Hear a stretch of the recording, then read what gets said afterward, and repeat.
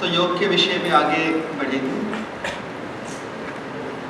योग दर्शन में 4 विषय की चर्चा है। मैं शायद पहले भी दिन बताया था, हेय, हेय हेतु, हान और हानोपाय। आज बहुत ज़्यादा सरल विषय है आगे, इससे बोर्ड का मैं ज़्यादा उपयोग करने की आवश्यकता नहीं समझता। तो हेय का मतलब है जो छोड़ने योग्य, और हेय हेतु उसका कारण, हान यानी जो प्राप्त करने योग्य, और हानोपाय यानी उसका जो उपाय। सबसे पहले हेय, हेयम दुखम अनागतम, जो अनागत जो अब तक हमें पहुंचा नहीं है वो दुख हेय है, छोड़ने योग्य है। और इसका कारण ये सब मैंने पहले दिन बताया था, मैं सिर्फ रिपीट कर रहा हूँ। दृष्टि दृश्य संयोगो हेय हेतु, यानी संसार और आत्मा इन दोनों के संयोग, इनका संबंध, अटैचमेंट जो है वो दुख का कारण है।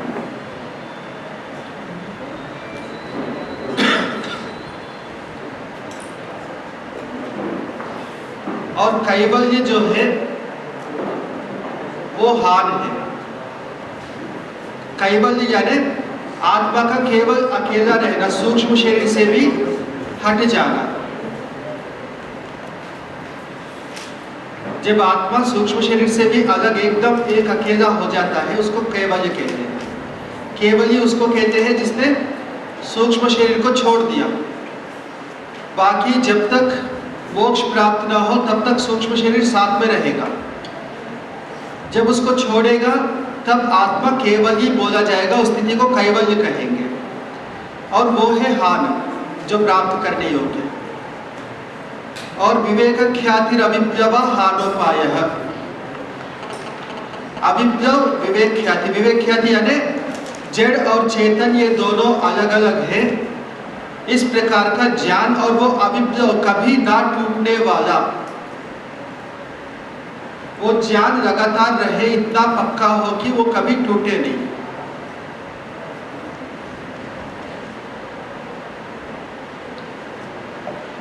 और वो विवेक कैसे प्राप्त होगी, उसके लिए कहा है योगांगानुष्ठानाद अशुद्धि क्षये ज्ञान दीप्ति ही अविवेक ख्याते हैं।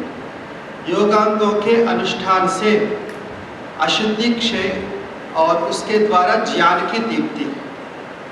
ये ज्ञान की दीप्ति यानी ज्ञान का प्रकाश कहाँ तक, अविवेक ख्याति, विवेक ख्याति के प्राप्ति तक योगांगों के अनुष्ठान से ज्ञान की दीप्ति होगी। अशुद्धि क्षय भी होगा और ज्ञान की दीप्ति, दोनों ही साथ में। जैसे जैसे ज्ञान उत्पन्न होगा वैसे वैसे अशुद्धि अर्थात अविद्या वो नष्ट होगी। अच्छा, अविद्या का स्वरूप मैंने पहले कई बार बताया है, एक बार और मैं सिर्फ रिपीट करूंगा। अनित्या शुचि दुखानात्मसो नित्य शुचि सुखात्मक ख्याति अविद्या। अनित्य को नित्य समझना और उल्टा भी नित्य को अनित्य समझना, अशुद्ध को शुद्ध समझना, शुद्ध को अशुद्ध समझना, दुख को सुख समझना, सुख को दुख समझना, अनात्मा यानी जड़ को आत्मा यानी चेतन समझना, चेतन को जड़ समझना, जो जैसा है उसका उल्टा समझना, यह है अविद्या।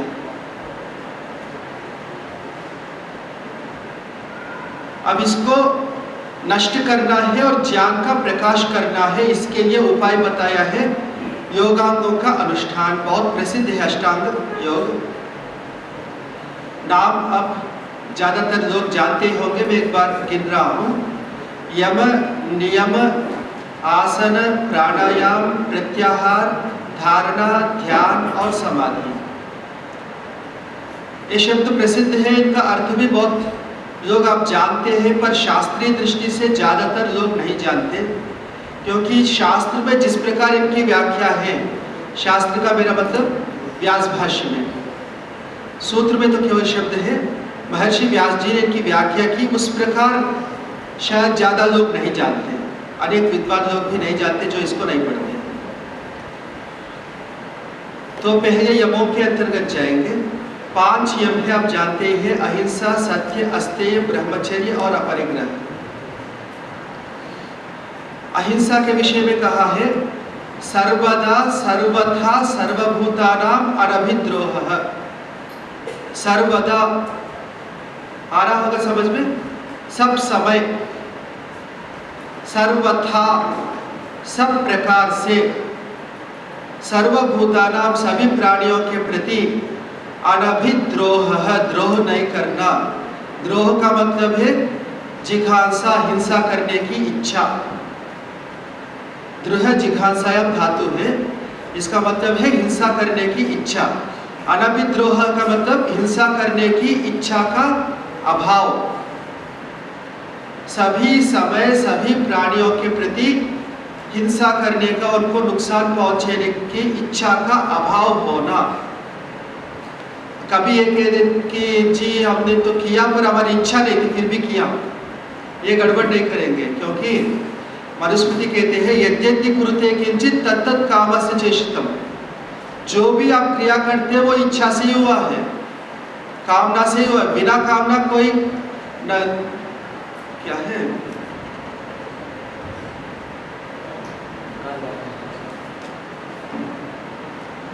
क्या है जी, वो कामना के बिना कोई क्रिया नहीं होती है, उसके आगे की जातिष्ठित कर्मकृत नहीं, वो ठीक है। यानी इच्छा का संबंध, इसका पहले शुरुआत क्या है, न जात अकामस्य क्रिया काचित दृश्यते नेह करहिचित। अकामस्य क्रिया काचित यानी बिना कामना की कोई क्रिया दिखती ही नहीं है। यद्यपि कुरुते किंचित तत्तत् कामस्य चेष्टितम्। जो जो किया जाता है वो काम की ही चेष्टा, काम यानी इच्छा। इससे ये कभी नहीं कहेंगे कि जी मेरी इच्छा नहीं थी पर वो ऐसा हो गया, ऐसा कभी नहीं होता। तो हिंसा करने की इच्छा का अभाव का मतलब मन में भी ना हो, क्रिया में तो हो ही नहीं। वाणी और क्रिया की तो बात पहले, मन बाद में वाणी और क्रिया। तो ये है अहिंसा। और महर्षि व्यास जी कहते हैं कि ये सबसे मुख्य है। यम नियमों में जो बाकी 9 है वो इसी अहिंसा को और शुद्ध करने के लिए है। इसे सबसे मुख्य अहिंसा माना है। और आगे है सत्य। सत्य की परिभाषा हम आधा जानते हैं, यथार्थ होना चाहिए। उस आधा को भी कई बार गड़बड़ कर देते हैं। जैसे मन में है वो बोलना सत्य, कई लोग मानते हैं ना, चाहे वस्तु स्थिति गलत हो, जैसे मन में है बोलना चाहिए और फिर हम किसी प्रकार की दोष से मुक्त हो जाएंगे, ये गलत है। सत्य यथार्थ है वाङ्मन से, वस्तु स्थिति के अनुसार अपनी वाणी और अपना मन। और उसको और व्याख्या किया है यथा दृष्टम यथानुमितम यथाश्रुतम। जैसे प्रत्यक्ष प्रमाण से जाना है, जैसे अनुमान प्रमाण से जाना है, जैसे शब्द प्रमाण से जाना है, प्रमाणों से जाना हुआ विषय उसको दूसरी जगह परत्र स्वबोध संक्रांत है, अपने जो कीटाणु अपने मन में है उसका संक्रमण कर, मैं हल्के में बोल रहा हूँ, यानी अपने ज्ञान का संक्रमण, संक्रमण शब्द का वो प्रयोग हुआ है। परत्र स्वबोध संक्रांत है, उसको दूसरे के मन में पहुंचाना है। इसके लिए जो वाणी का प्रयोग किया जाता है, सा भ्रांता व प्रतिपत्ति बंध्या व नस्य, वो वाणी जो है ना भ्रांत वाला हो, प्रतिपत्ति बंध्या यानी उसका कोई अर्थ ना उस प्रकार भी ना हो, अनर्थक भी ना हो। यानी अपना जो यथार्थ ज्ञान अपने मन में है, पहले अपने मन में यथार्थ ज्ञान हो, वो दूसरे को उस ज्ञान को पहुंचाने के लिए हम शब्द का प्रयोग करते हैं। वो शब्द जो है ना तो भ्रांति उत्पन्न करने वाला हो, ना ही अनर्थक हो। इतना जो है सत्य की परिभाषा की आधा हिस्सा है। बाकी आधा है वो प्राणी मात्र के हित के लिए प्रयुक्त हो।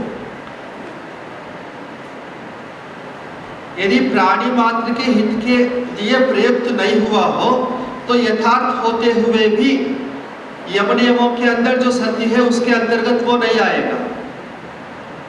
ये समझ में आ रही सबको? आपने बिल्कुल जैसे स्थिति वो बोल दिया, कि हमारे देश में मिलिट्री के फलाना फलाना जगह पर फलाना फलाना ठिकाने हैं, ये हथियार यहाँ छुपाया है, एकदम सत्य, यथार्थ सत्य नहीं। तो योग दर्शन के अनुसार ये सत्य नहीं, प्राणी मात्र के हित के लिए हो। किसी को जोर से डांट रहे अंधे बोलते हैं ना कई बार, और वास्तव में अंधे हैं, यथार्थ है, इसमें कोई गलती नहीं है, और उसको दुख हो रहा है, तो ये योग दर्शन की दृष्टि से सत्य नहीं। और बल्कि ये कहा है यथार्थ भी यदि प्राणी के अहित के लिए प्रयोग किया हो तो झूठ बोलने से जो पाप लगेगा उससे ज्यादा पाप लगेगा उसमें। यदि चैवमप्यभिधीयमाना भूतोपघात परैव स्यात् न सत्यम भवेत् पापमेव भवेत् तेन पुण्याभासेन पुण्य प्रतिरूपकेन कष्टतमं प्राप्नुयात्। यदि बिल्कुल यथार्थ भी बोला हो किंतु किसी प्राणी के उपघात यानी उसकी हिंसा के लिए हो तो न सत्यम भवेत्, सत्य नहीं हो सकता, पापमेव भवेत्, तो पाप ही होगा। उस पुण्याभास, पुण्य जैसे दिखने वाले के द्वारा पुण्य प्रतिरूपक, पुण्य के नकल के द्वारा कष्टतमम प्राप्त या ज्यादा कष्ट को प्राप्त होंगे। कष्टतमम, तमक जो है ना कंपैरेटिव में होता है, तो किससे कंपैरिजन? प्रकरण और अर्थ के अनुसार झूठ के कंपैरिजन। जी जी हाँ, बिल्कुल बिल्कुल ठीक है। सत्यम ब्रूयात् प्रियम ब्रूयात् न ब्रूयात् सत्यम अप्रियम, प्रियम च नानृतं ब्रूयात् एष धर्म सनातनम्। बिल्कुल सही आते हैं आपने। तो ये है सत्य, क्योंकि वो उदाहरण बार बार आता है कि जब गाय जी वो जा रहा था, कसाई पीछे आया फलाना। अब आप देख लीजिएगा, यदि आप बताएंगे इस तरफ गाय गया है और सोचेंगे मैंने सत्य बोला और झूठ है, यानी वो झूठ से ज्यादा बड़ा पाप है। हो सके 3 रास्ते हैं, उसको पहले बहुत आप विद्वान है उसको ज्ञान का उपदेश दो, हो सकता है उसके अंदर कोई वाल्मीकि या कोई और छुपा हुआ हो, उभर जाएगा, उसका भी भला हो जाएगा।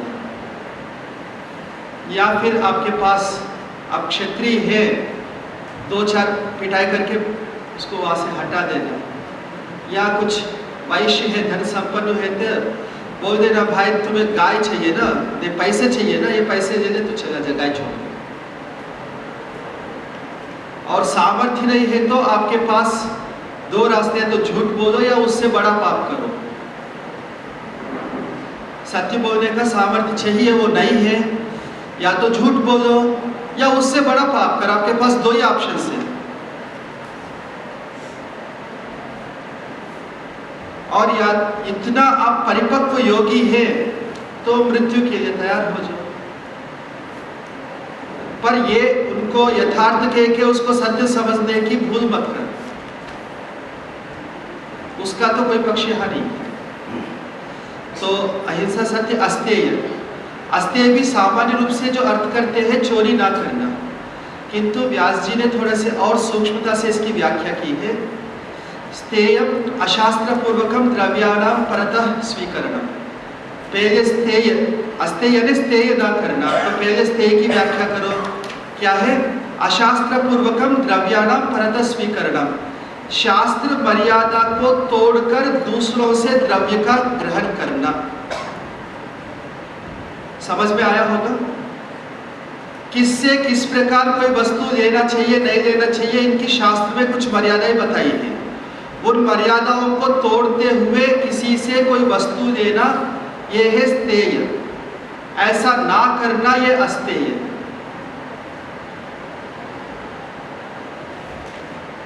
आगे ब्रह्मचर्य बहुत प्रसिद्ध है, सब जानते हैं, वही है। अपरिग्रह, अपरिग्रह है द्रव्याणाम अर्जन रक्षण क्षय संग हिंसा दोष दर्शनात् अस्वीकरणम। पहले कोई वस्तु उसको प्राप्त करने के लिए मेहनत करना पड़ेगा। वैसे कोई वस्तु, वैसे भगवान ने सारे वस्तु दी है। एक बार चर्चा चल रही थी जब इंजीनियरिंग में पढ़ रहा था कि जी सोलर एनर्जी तो फ्री है, पेट्रोलियम तो खरीदना पड़ेगा, ऐसे कुछ चर्चा चल रही थी। फिर किसी ने प्रश्न पूछा कि पेट्रोल जहाँ से ले रहे, क्या वो पैसे डालना पड़ेगा? धरती में से पेट्रोल जहाँ से निकाला जाता है, पहले कुएं में पैसे डालो फिर पेट्रोल वो कुआं देगा, ऐसा तो नहीं ना। फ्री तो सब है, भगवान ने सब कुछ फ्री दे दिया है। जो कास्ट है वहां से निकाल के आप तक पहुंचाने का है, वो मेहनत तो करना पड़ेगा। यानी एक तो पहले कोई भी वस्तु प्राप्त करना है तो मेहनत करना पड़ेगा, अर्जन। उसके बाद फिर उसकी रोज रख रखाव, रोज अपनी गाड़ी को साफ करना पड़ेगा, जब खराब हो तो रिपेयर करना पड़ेगा। उसके बावजूद क्षय हो तो एक दिन खराब हो ही जाएगा। गाड़ी आपने लिया 5-10 साल में टूट फूट जाएगा, उसके आगे प्रयोग के लायक होगा नहीं।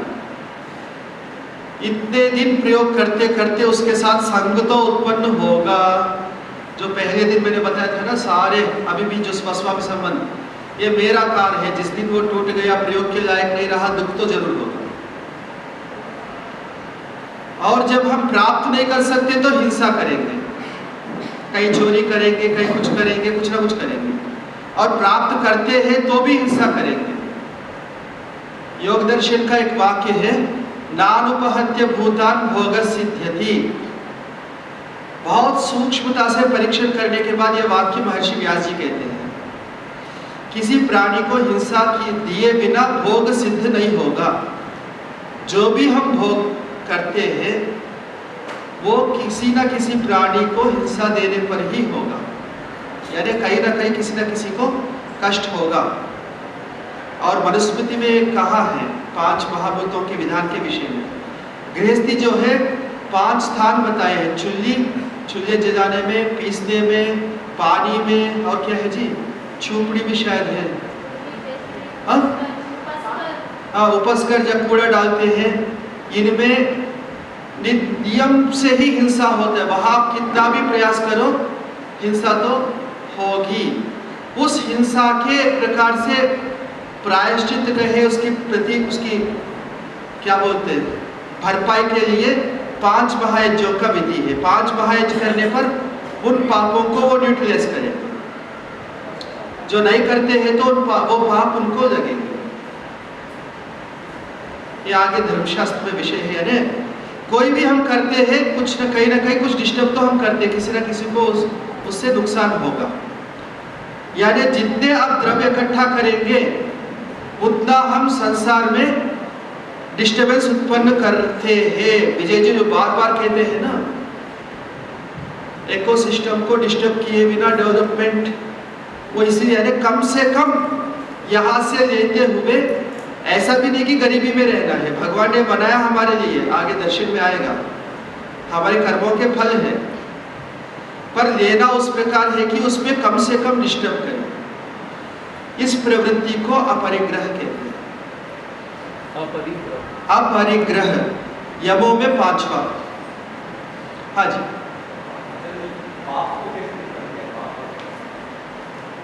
जो शास्त्रों में बताया है उसके विपरीत करना वो पाप है। शास्त्रों में जो बताया उसके अनुकूल करना वो पुण्य है। पुण्य और धर्म एक ही है। हाँ जी,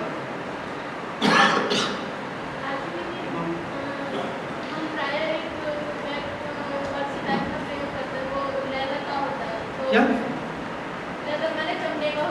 हाँ,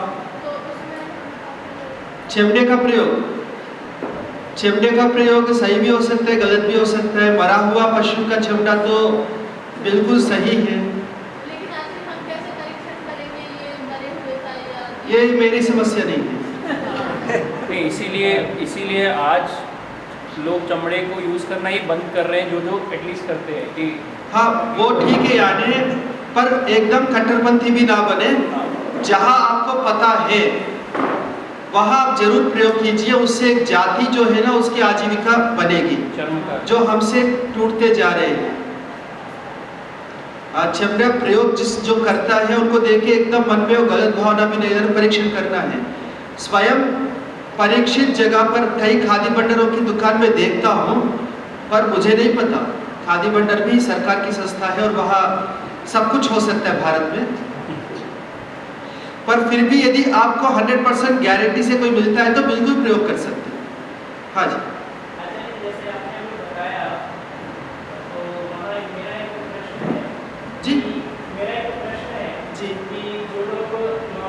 जाते हैं जी वो फिर पंच महायज्ञ करें जी करते हैं जी। वो कहेंगे कि हम भी मुक्त हो रहे हैं, जैसे अभी आपने बताया कि कुछ- नहीं, जितना शास्त्र में बताया ना दोष, उतने से ही मुक्त होंगे, ज्यादा से नहीं। यूं नहीं कि दुनिया भर की पाप करो और कहो कि पंचमहायज्ञ किया। शास्त्र जो विधान करता है वही, ज्यादा नहीं।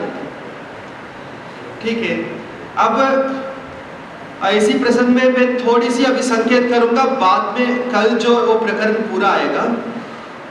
ये जो साइंसेस आज डेवलप हुए हैं, ये अभी मैं केवल संकेत करूंगा, इस पर कोई चर्चा नहीं करनी। ये सब एक षड्यंत्र के तहत हुए हैं।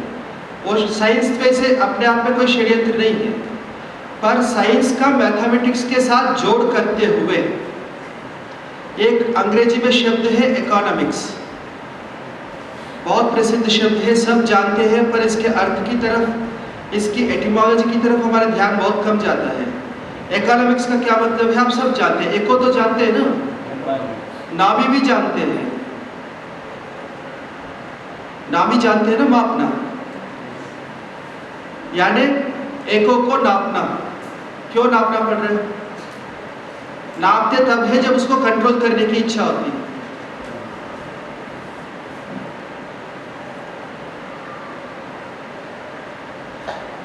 और दुनिया में हर विषय हर समय उपलब्ध होता था। टेक्नोलॉजी जैसे आपके सामने प्रस्तुत किया जा रहा है, बहुत पहले से था, बाद में भी डेवलप हुआ है, होता जाता है, नष्ट भी होता है। जैसे हड़प्पन संस्कृति है, नष्ट होना, डेवलप होना एक क्रम है। पर कुछ विशेष लोगों की इच्छा थी कि इस विज्ञान को गणित में जब बांधेंगे तो इस पर हम कंट्रोल कर सकते। तब से लेकर उस प्रकार प्रयत्न करने वालों का प्रोत्साहन बढ़ गया। हर नेचुरल लॉ को गणित में बांधना शुरू किया जिससे कुछ लाभ हो, और उसी से टेक्नोलॉजी बढ़ता यहाँ तक आया है। और आज हम स्थिति में है कि जिसका मैथमेटिकल फार्मूला ना हो उसको साइंस एंड टेक्नोलॉजी नहीं मानते, जबकि ये बहुत बड़ी भ्रांति है। मैं योग दर्शन में जो बहुत बड़ा टेक्नोलॉजी जो है आपके सामने रखने वाला हूँ, जो आप सबको चाहिए, बहुत इच्छा है आपको वो टेक्नोलॉजी, वो है यम नियमों का फल। सबसे पहले अहिंसा है, उसका फल है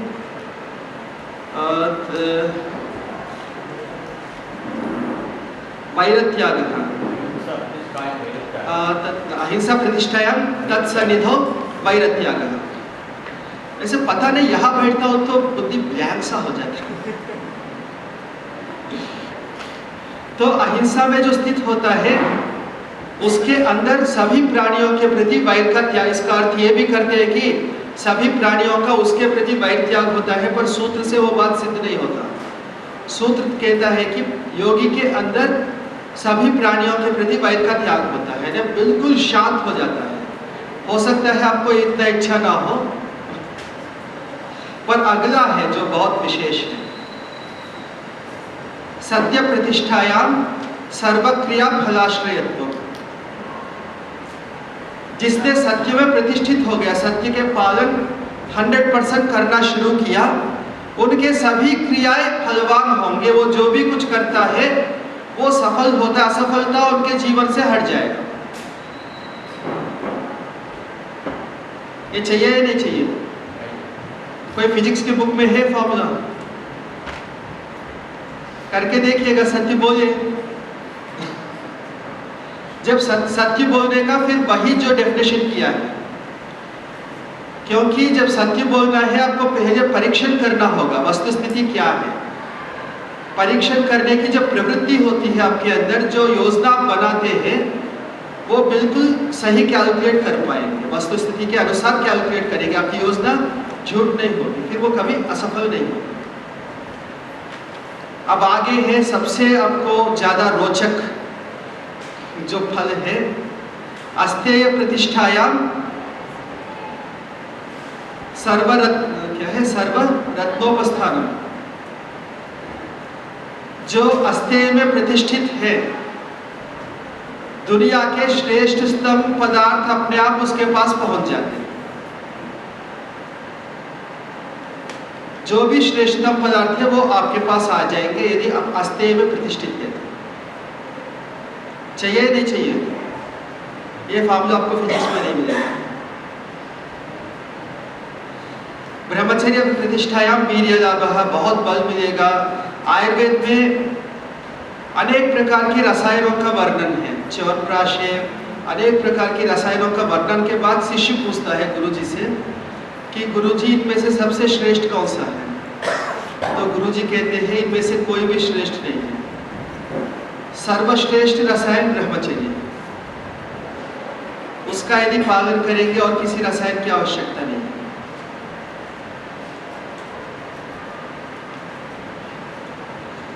और अपरिग्रह स्थैर्य जन्म कथार्थ संबोधः, अपरिग्रह में जब हम स्थित हो जाते हैं तो हमारे पूर्व जन्म को जानने की, हम कहाँ से आए हैं, हम क्या हैं, ये प्रवृत्ति हमारे अंदर उत्पन्न होगी।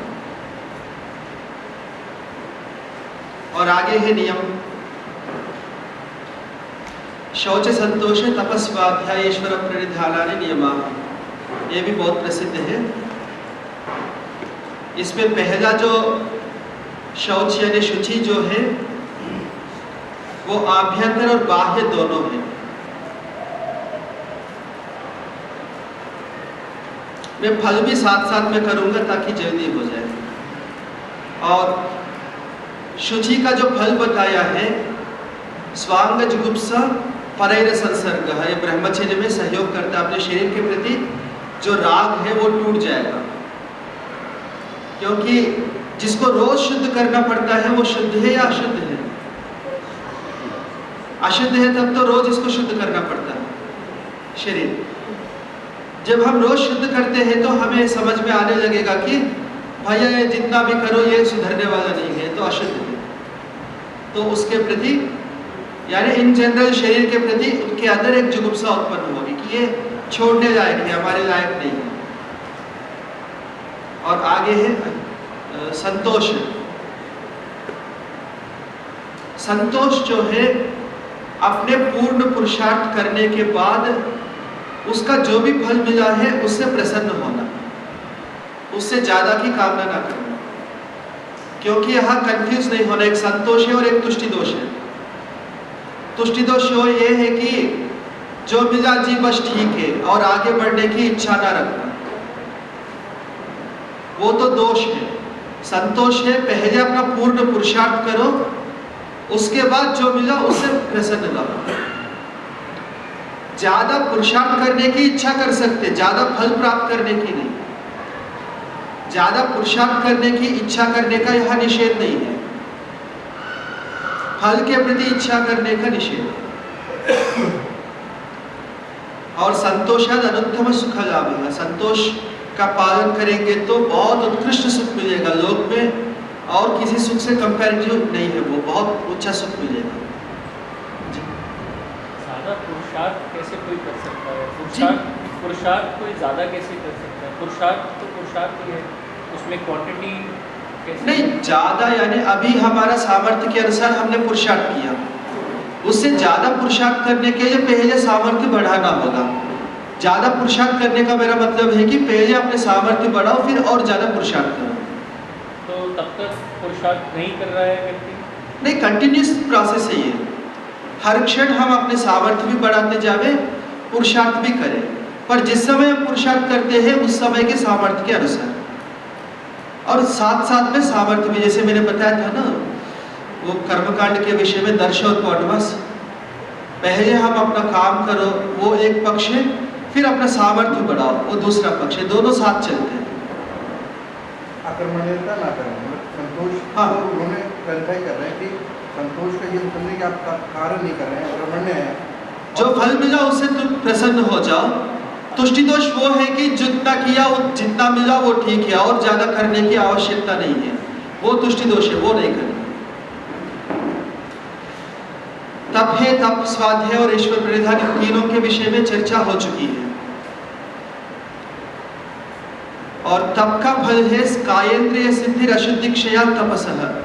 काय यानी शरीर और इंद्रिय, इन दोनों की सिद्धि होती, इन दोनों के विशेष क्षमताएं उत्पन्न होते हैं।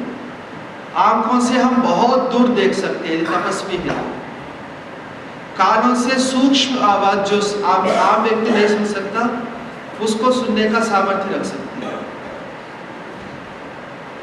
इस प्रकार अपने इंद्रियों का सामर्थ्य बढ़ा सकते का ये भी अर्थ है अनंत बढ़ा सकते हैं। इनकी अपनी सीमाएं हैं। तुलना एक आम व्यक्ति से, ये रामायण और महाभारत दोनों में चर्चा आती है। दुर्योधन समझता है कि ये पांडव जो है बेचारे जंगल में भटक रहे हैं, ये क्षीण हो गए होंगे, बल इनका खत्म हो गया होगा इत्यादि, और वास्तव में उन्होंने तपस्या करके अपने सामर्थ्य बढ़ाया था। यही बात राम जी के साथ भी।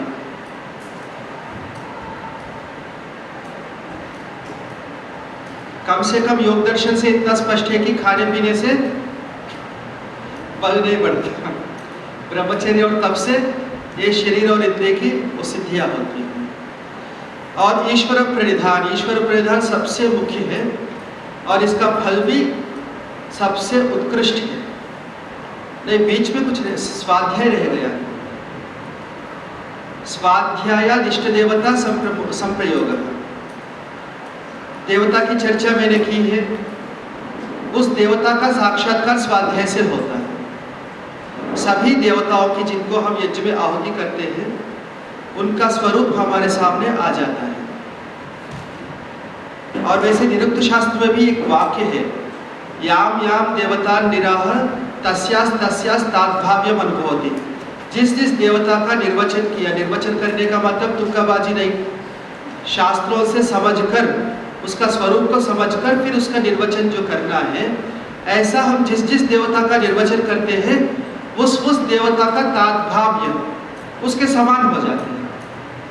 हमारा मन का वही विषय बन जाता है। तो ये फल है स्वाध्याय। स्वाध्याय का मतलब वेदाध्याय। और आगे है ईश्वर प्रणिधान। समाधि सिद्धि ईश्वर प्रणिधानात्। समाधि सिद्धि जो है वो ईश्वर प्रणिधान से ही होगा, इसके बिना नहीं होगा।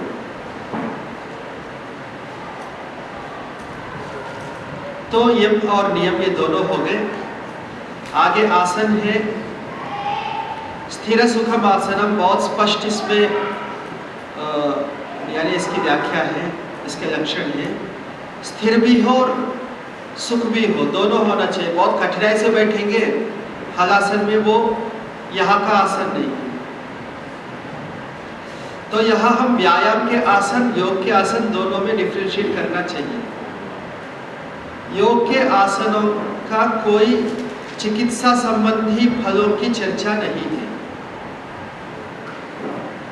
उसका जो फल है वो अनंत समापत्ति, बहुत गहरा ध्यान।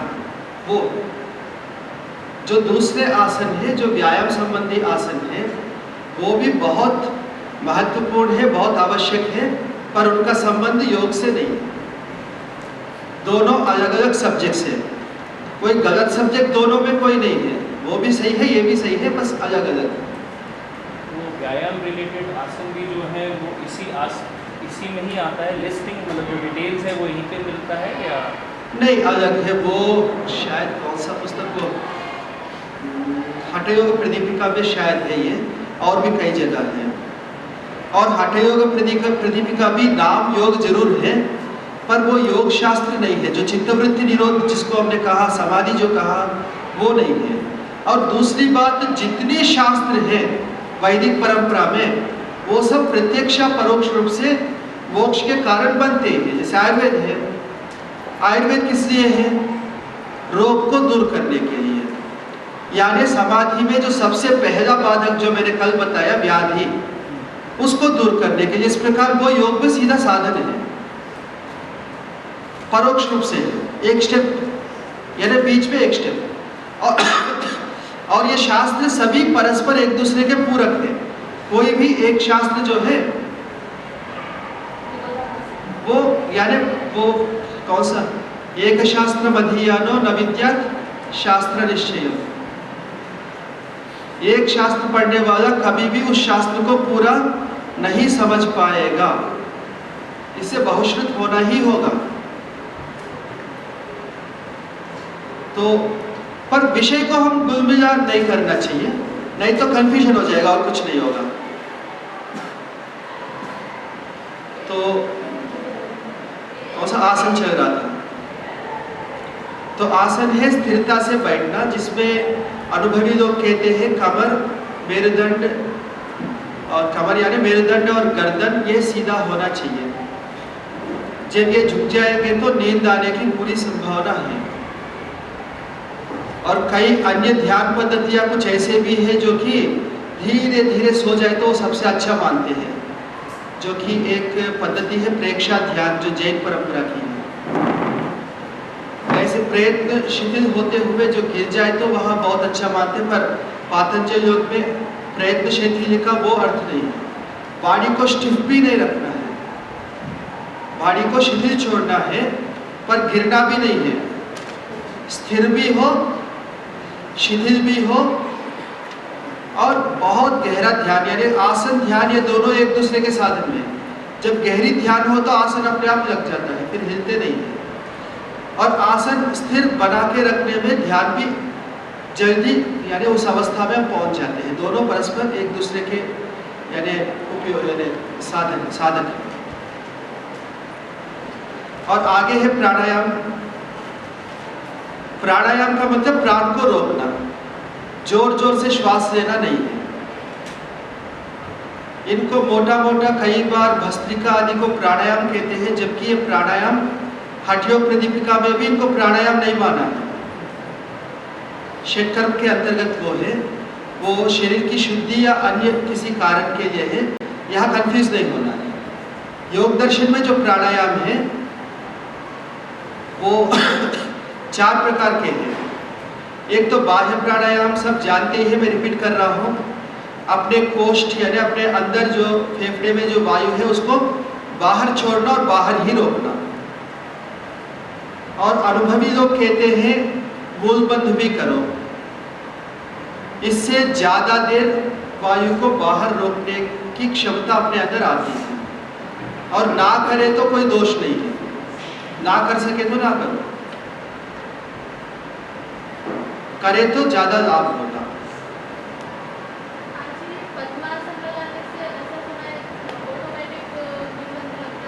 जी, पद्मासन लगाने से अपने आप मूल बंध लग जाता है, ऐसा किसी को हो सकता है, सबके लिए नहीं। तो बाह्य प्राणायाम हो गया। आभ्यंतर प्राणायाम है अपने अंदर पूरा लेकर रोकना है। ये रेचक, कुंभक वगैरह शब्द जो है योग दर्शन में प्रयोग नहीं किए, यह केवल प्राणायाम शब्द ही है, बाह्य अभ्यंतर। और तीसरा है स्तंभ वृत्ति। स्तंभ वृत्ति के लिए मेरा जो अनुभव वो कहता है अलग से प्रयास करने की आवश्यकता नहीं है। जब ध्यान एकाग्र हो तो अपने आप रुक जाता है। और ये स्तंभ वृत्ति जो है ना तो ये बाह्य प्राणायाम है ना अभ्यंतर प्राणायाम है। प्राण को ना तो हमें बाहर रोकना है ना अंदर रोकना है, इसको धीरे धीरे गति कम करना है। इसका उदाहरण बताया कि जैसे जलते हुए तवे पे एक बूंद पानी डाल दें, पानी बाएं तरफ से खत्म होगा या दाएं तरफ से खत्म होगा, या ऊपर से या नीचे से, कहाँ से खत्म होता है? चारों तरफ से खत्म होता है। इसी प्रकार प्राण की गति बाहर से भी खत्म होगा, अंदर से भी खत्म होगा। गति इतनी धीमी हो जाती है धीरे धीरे कि पता नहीं चलेगा कि हम बाहर रोक दिया या अंदर रोक दिया। यह है स्तंभ वृत्ति। जब गहरी ध्यान हो तो यह स्तंभ वृत्ति अपने आप हो जाता है, प्रयास से भी कर सकते हैं। और चौथा है बाह्य। पहले तो ये ध्यान रखना है इस प्राणायाम के लिए हाथ से किसी भी प्रकार का कुछ करने का कोई विधान योग दर्शन में नहीं है, और जबरदस्ती भी नहीं करना चाहिए। जबरदस्ती करने से नुकसान हो सकता है। जबरदस्ती करने का विधान भी नहीं है, निषेध भी नहीं है, पर अनुभवी लोगों का कहना है कि जबरदस्ती करने से नुकसान हो सकता है। अपने सामर्थ्य के अनुसार ही करना चाहिए। सामर्थ्य बढ़ावे, समय ज़्यादा लगावे। सामर्थ्य बढ़ाए बिना जबरदस्ती करेंगे नुकसान होगा। अब बाह्याभ्यंतर विषयाक्षेपी जो है चौथा, ये कठिन है। प्रारंभिक जो व्यक्ति वो बिल्कुल इसको ना करे। प्राण को बाहर रोकते हैं तो अंदर लेने की इच्छा होने पर और ज्यादा बाहर रोको, उल्टा चलना। और अंदर रोकते हैं, छोड़ने की इच्छा हो तो कुछ और अंदर लो, सामर्थ्य बढ़ाने वाला।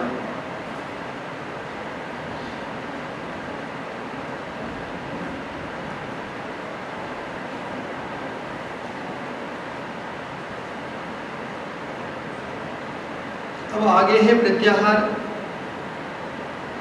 प्रत्याहार के विषय में बस इतना ही बताया है कि अपने इंद्रियों को अपने विषयों से अलग करना।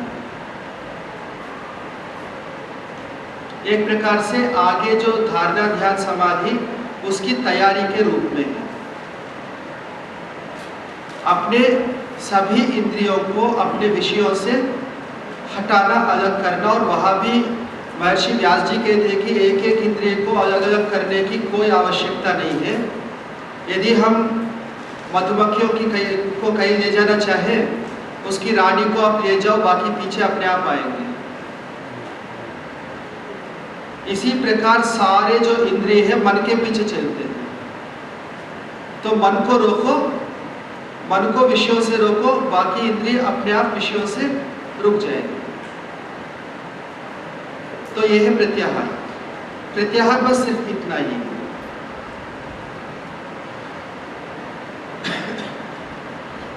आगे है धारणा। सूत्र है देशबद्ध चित्तस्य धारणा। यह देश शब्द की जो व्याख्या है, व्यास जी के शब्दों के अनुसार शरीर के अंदर किसी एक देश ऐसा लगता नहीं है। शरीर के अंदर कोई जगह भी हो सकता है, वहाँ देश शब्द विशेष रूप से विषय के लिए प्रयोग किया हो, ये लगता है। किसी एक विषय पर अपने मन को रोकना, वहाँ बांधना, एक ही विषय में मन को बांधना, ये है धारणा।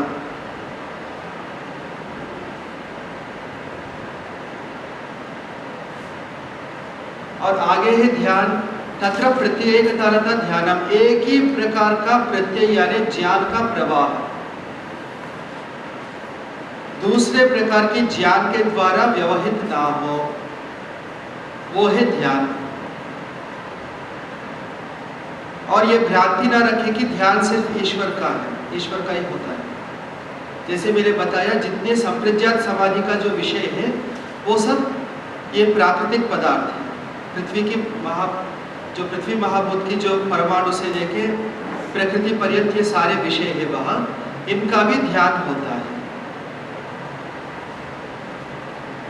जैसे मैं कहता हूँ, ये जो वैज्ञानिक लोग जो है, जो बेसिक फिजिक्स में विशेष रूप से जो काम करते हैं, जैसे कुछ प्रसिद्ध वैज्ञानिकों को आप लोग आइंस्टाइन को ले सकते हैं, नील्स बोर है, अथवा वो क्या नाम डी ब्रोगली वगैरह, या हमारे अपने जो है ना चंद्रशेखर वेंकटरामन है, या फिर जगदीश चंद्र बोस है और सत्येंद्रनाथ बोस है। सब जितने बेसिक फिजिक्स के जो वैज्ञानिक हैं, करते क्या है, एक्सपेरिमेंट्स पहले किए जाते हैं, वो करते हैं, दूसरे करते हैं, उसके रिजल्ट्स इनके पास आते हैं।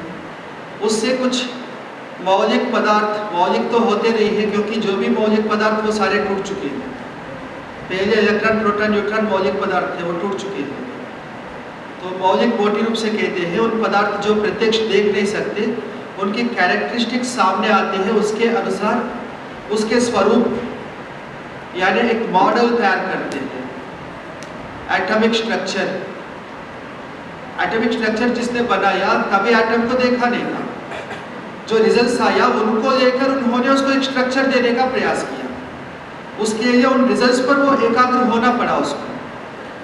मोटा मोटा इसको ध्यान समझ सकते हैं, पर ध्यान का विषय हमारे योग दर्शन के अनुसार और ज्यादा सूक्ष्म पदार्थों को लेकर है।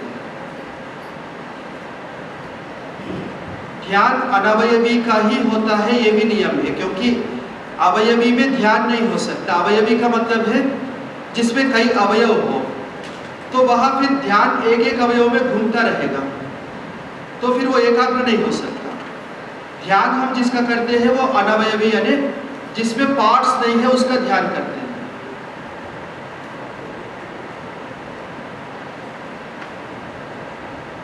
जब वो ध्यान परिपक्व हो जाता है तदेवार्थमात्र निर्भासम स्वरूप शून्यमिव समाधि।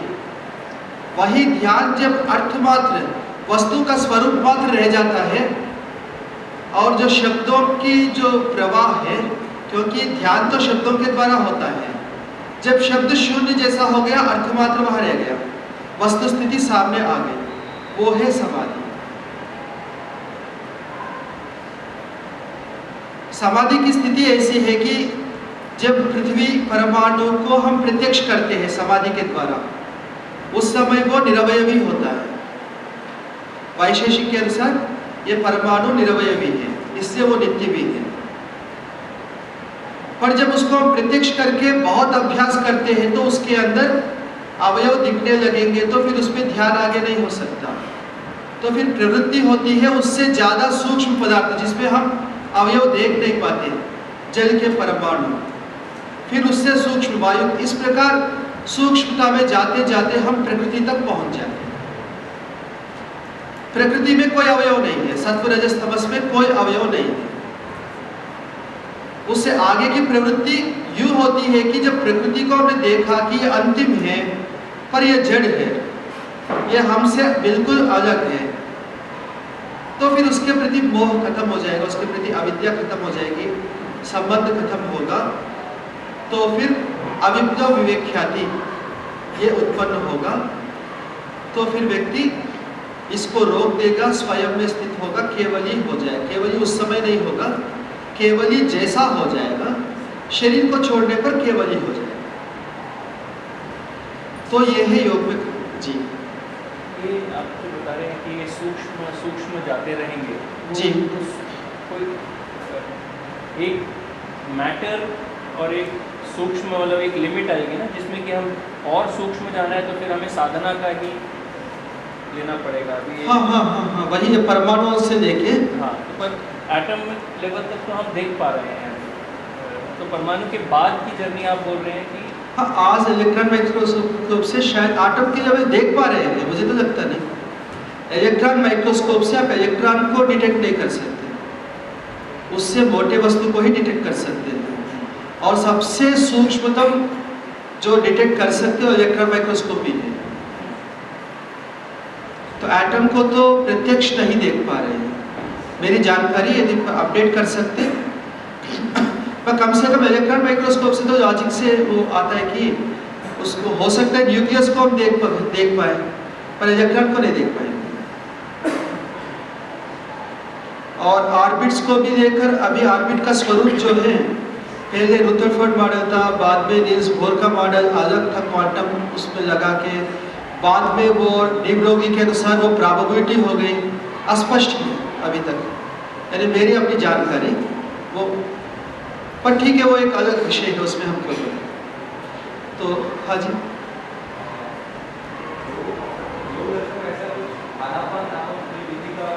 जी आनापान नाम से कोई शब्द नहीं है। अच्छा, बस इतना मैं एक और केवल उल्लेख करके छोड़ रहा हूँ, ये ध्यान, धारणा, ध्यान, समाधि तीनों एक साथ होने पर उसको संयम कहते हैं। संयम एक संज्ञा है, उस संयम के द्वारा अनेक सिद्धियां योग दर्शन में बताई हैं और उन सिद्धियों में अनेक विवाद भी है। मैं उनकी चर्चा यहाँ इसलिए करना चाहता हूँ कि ना तो मैं, यानी वो मेरे अनुभव का विषय नहीं है, समझ में आया नहीं है, मैं विनम्रता से निवेदन करता हूँ कि मैं उनको पूरा समझ नहीं पाया हूँ, इसलिए उनको मैं प्रस्तुत करना नहीं चाहूँगा। उनमें से कई तो ठीक है, कई में बहुत उसमें संशय है कि ये एक तरफ तो शब्द प्रमाण है, कुछ लोग कहते हैं प्रक्षिप्त है, सूत्र मिलावट है, पर वो निर्णय तो हम तभी कर सकते हैं जो हमें समझ में नहीं आया उसको प्रक्षिप्त मानेंगे, वो भी प्रक्रिया गलत है। उनको समझने का, अनुभव के द्वारा उनको परीक्षित करने का प्रयास होना चाहिए, इतना मैं कह के उसको मैं छोड़ दूँगा। तो योग दर्शन जो है पूरा हो गया, अब हम सांख्य में चलेंगे।